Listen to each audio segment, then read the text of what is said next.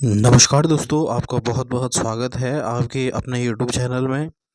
तो ये आपका उत्तराखंड प्रवक्ता के लिए आपका एक महत्वपूर्ण टॉपिक रहेगा और इससे प्रश्न कई बार आपके पेपर में पूछे गए हैं।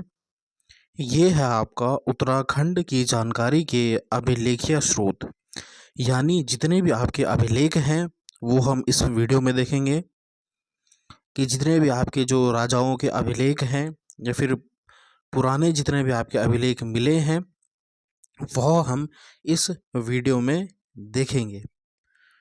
तो अगर आपको सेशन पसंद आएगा तो आपसे रिक्वेस्ट है कि ज़्यादा से ज़्यादा अपने दोस्तों के साथ शेयर करें और चैनल को सब्सक्राइब ज़रूर करें। चलिए देखते हैं आपका उत्तराखंड के कई क्षेत्रों से पाए गए ये अभिलेख निम्नलिखित हैं। सबसे पहला जो अभिलेख मिला है वह है आपका गोपेश्वर त्रिशूल अभिलेख। यह चमोली जिले में स्थित है। रुद्र शिव के मंदिर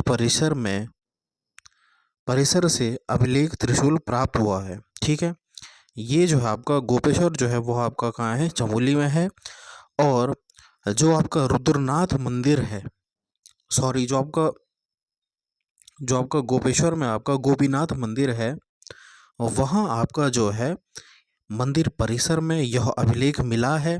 ठीक है, ये एक इस प्रकार का बड़ा त्रिशूल है। मैं यहाँ पे आपका दिखा देता हूँ जो ये है। ठीक है, ये जो त्रिशूल है इस प्रकार का त्रिशूल है, तो इस पे कुछ लिखा हुआ है, अभिलेख मिले हैं इसके।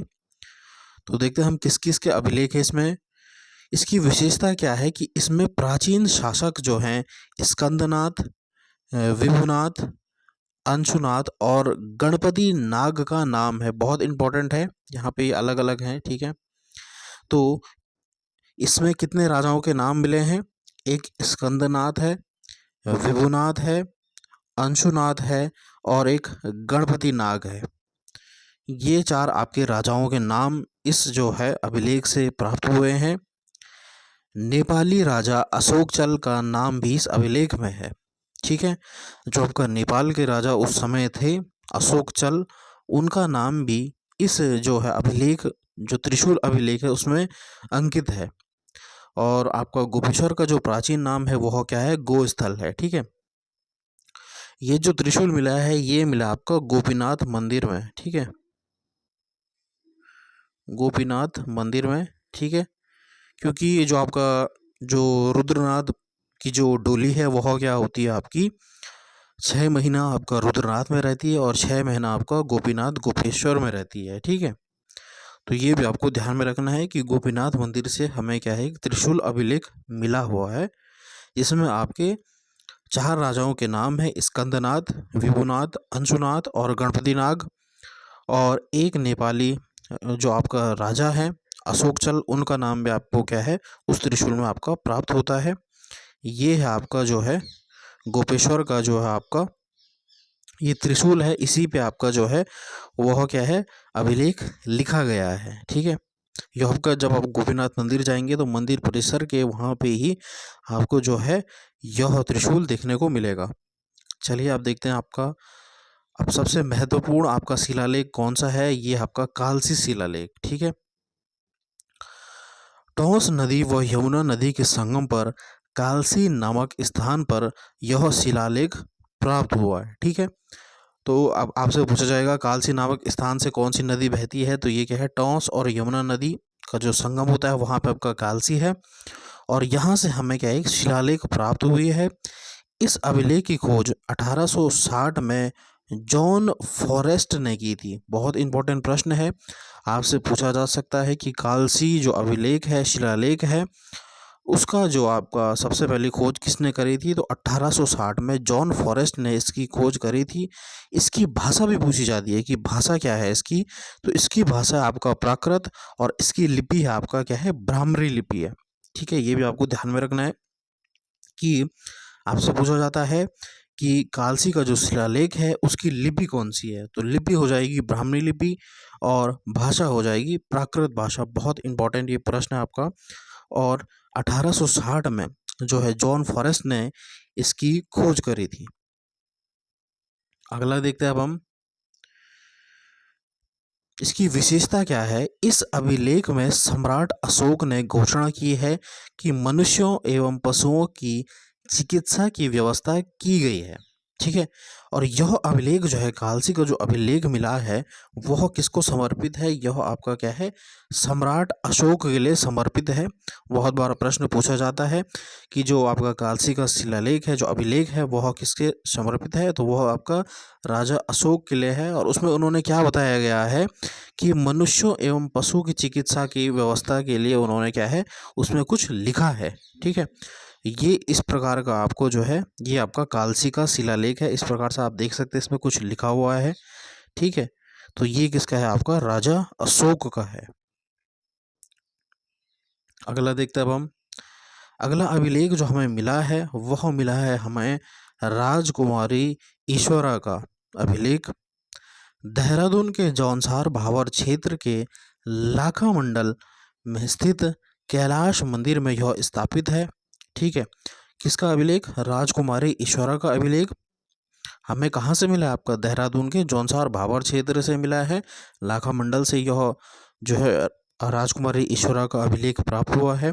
इसकी विशेषता क्या है कि यह यमुना घाटी में यदुवंशीय यानी यादव वंश के राज्य के होने की जानकारी हमें इससे प्राप्त होती है। ठीक है। आपसे पूछा जाएगा कि जो राजकुमारी ईश्वरा का अभिलेख है, वह हमें कहाँ से प्राप्त हुआ? तो वह हुआ हमें कहाँ से? आपका लाखा मंडल देहरादून से। और इसकी विशेषता यह है कि यह किसके बारे में बताता है? यह बताता है आपका यादव वंश, जो यदुवंशीय थे, उनके जो राज्य का जो विस्तार था उस समय, उसकी जानकारी ये देता है। ठीक है। तो ये दो प्रश्न यहाँ से बन सकते हैं। अगला देखते हैं अब हम।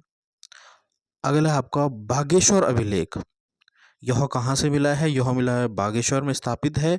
इसकी विशेषता यह है कि शिव मंदिर से कत्यूरी राजा भूदेव का लेख प्राप्त हुआ है, जिसमें 8 राजाओं का उल्लेख है। ठीक है।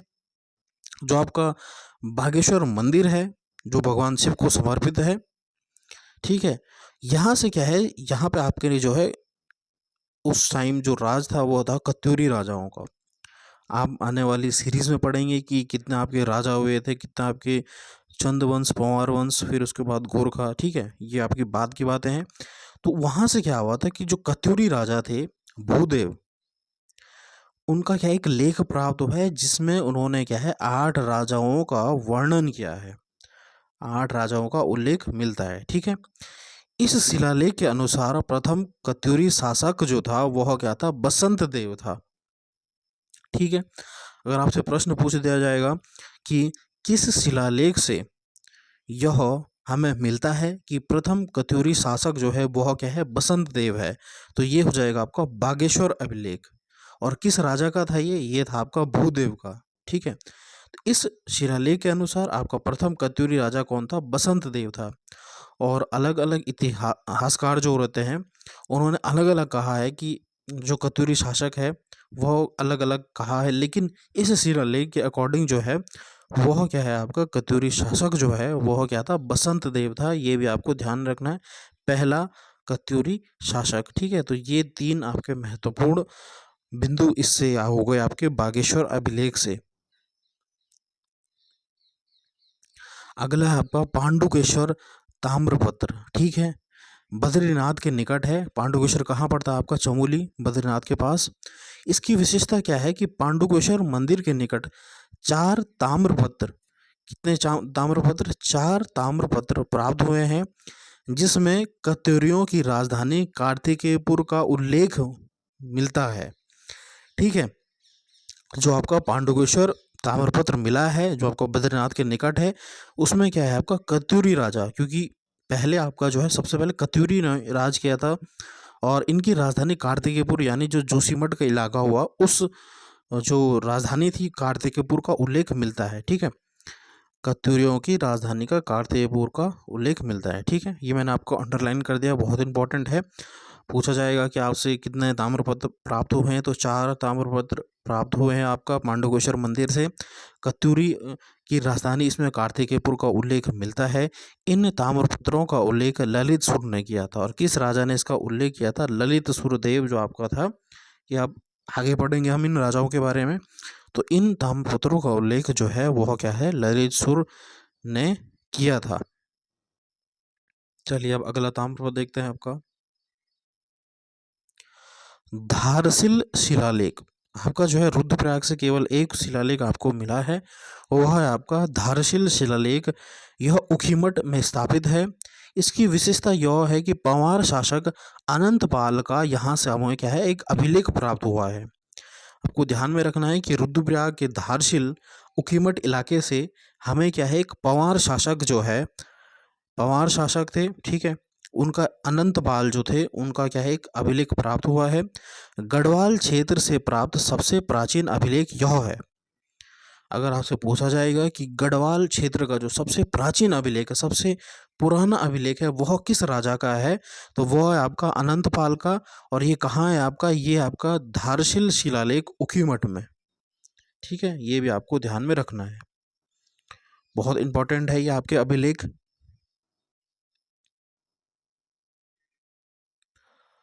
अगला है आपका कत्यूरी राजाओं के ताम्रपत्र। फिर हमें क्या है, ताम्रपत्र प्राप्त हुए हैं जिनमें राजाओं ने उल्लेख किया है। ठीक है, क्या है आपका ये स्थिति कहाँ है, इसकी कहाँ कहाँ स्थिति में हमें मिले हैं। चंपावत व बैजनाथ से प्राप्त हुए हैं। बैजनाथ कहाँ है आपका, बागेश्वर में है। ठीक है, तो चंपावत व बैजनाथ से हमें क्या है, कत्यूरी राजाओं के ताम्रपत्र प्राप्त हुए हैं। विशेषता क्या है इसकी कि राजनीतिक व्यवस्था का उल्लेख मिलता है।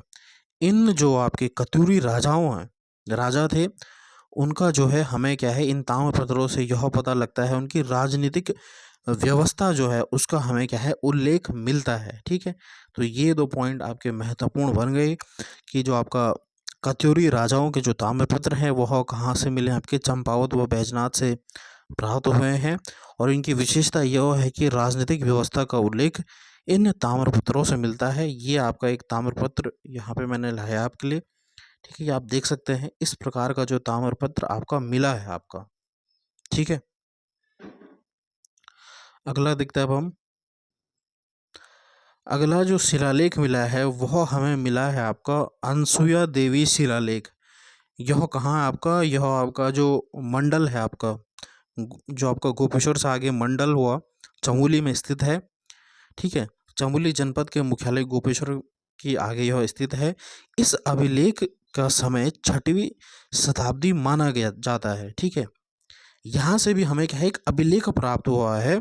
और इसकी लिपि जो है वह क्या है, ब्राह्मणी लिपि और संस्कृत भाषा में यह लिखा गया है। इसकी लिपि आपको याद रखनी है, कौन सी लिपि हो जाएगी, ब्राह्मी लिपि हो जाएगी और संस्कृत भाषा हो जाएगी। इसकी विशेषता यह है कि राजा सर्ववर्मन के विषय में यहाँ से हमें क्या है, जानकारी मिलती है। आपसे पूछा जाएगा कि जो अनसुया देवी शिलालेख है वहाँ से हमें किस राजा का जो है, राजा के विषय में जानकारी मिलती है, तो वह हो जाएगा आपका राजा सर्ववर्मन के विषय में यहाँ से आपको जानकारी मिलती है। कहाँ स्थित है, चमोली जिले में स्थित है, 6वीं शताब्दी का है। इसकी लिपि ब्राह्मणी है और भाषा संस्कृत है। और विशेषता क्या है कि राजा सर्ववर्मन के विषय में हमें यहाँ से क्या है, जानकारी मिलती है। ये 4 इंपॉर्टेंट पॉइंट आपका अनसुया देवी शिलालेख से हमें मिलता है।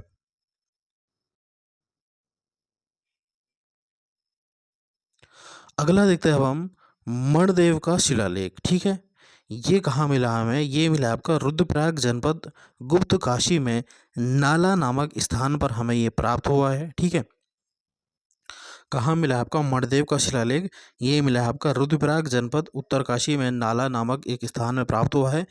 इसकी विशेषता ये है कि ललिता माई देवी के मंदिर की विशेषता घाट कत्यूरी राजवंश की है। यहाँ से भी हमें क्या है, कत्यूरी राजवंश की जानकारी मिलती है। और इसका निर्माण जो कराया था वो महादेव ने किया था। ठीक है, इस अभिलेख को 1868 का निशान है। ठीक है, यानी 1168 का यह निशान है। ठीक है, ये आपका इतना इम्पोर्टेंट नहीं है, लेकिन फिर भी अगर आपका डीप क्वेश्चन पूछेगा तो इस प्रकार से प्रश्न पूछ सकता है। लेकिन इम्पोर्टेंट आपका जो है वह है आपका कालसी का शिलालेख, आपका फिर जो आ गया आपका गोपीनाथ का शिलालेख, कौन से में राजा हैं उनका अभिलेख, ये आपका ज़्यादा पूछा जाता है। अभी तक ये प्रश्न नहीं आया है कि मणिदेव का शिलालेख कहाँ है, लेकिन आपको याद रखना है रुद्रप्रयाग में स्थित है। और ये किसका है, ये आपका जो है कत्यूरी राजवंश के बारे में ही यह बताया गया है हमें, और इसका निर्माण किया था महादेव ने। ठीक है, और इस अभिलेख का इतना में आपका एक निशान मिलता है। ठीक है, अगला आपका तालेश्वर ताम्रपत्र, यह कहाँ मिला है? तालेश्वर ताम्रपत्र यह मिला आपका अल्मोड़ा जनपद में स्थित है। तालेश्वर गांव से हमें यह अभिलेख प्राप्त हुआ है। और इसकी जो लिपि है वह क्या है? इसकी लिपि जो है वह क्या है? ब्राह्मी लिपि है इसकी भी। इसकी लिपि जो है वह क्या है? ब्राह्मी लिपि है। इसकी विशेषता क्या है कि ब्रह्मपुर नरेश विष्णुवर्मन और द्युतिवर्मन का इसमें वर्णन मिलता है। ठीक है, दो राजाओं का इसमें वर्णन मिलता है, विष्णुवर्मन और द्युतिवर्मन। ठीक है, वर्तमान में यह उत्तर प्रदेश के लखनऊ संग्रहालय में है। ठीक है, उस समय आपको पता है कि जो हमारा राज्य अलग नहीं हुआ था, तो इसलिए जो है, जो आपका तालेश्वर ताम्रपत्र है यह कहाँ स्थित है? यह आपका जो वर्तमान में आपका लखनऊ संग्रहालय में आपका रखा गया है। ठीक है, तो इससे महत्वपूर्ण प्रश्न ये बन सकता है कि तालेश्वर ताम्रपत्र कहाँ से हमें मिला है? तो ये अल्मोड़ा से मिला है। इसकी लिपि जो है वो ब्राह्मी लिपि है। इसकी विशेषता यह है कि हमें इससे क्या है, दो राजाओं के वर्णन मिलते हैं, विष्णुवर्मन और द्युतिवर्मन। ठीक है, और अभी जो रिसेंटली में यह कहाँ रखा गया है? यह उत्तर प्रदेश के लखनऊ संग्रहालय में इसे रखा गया है।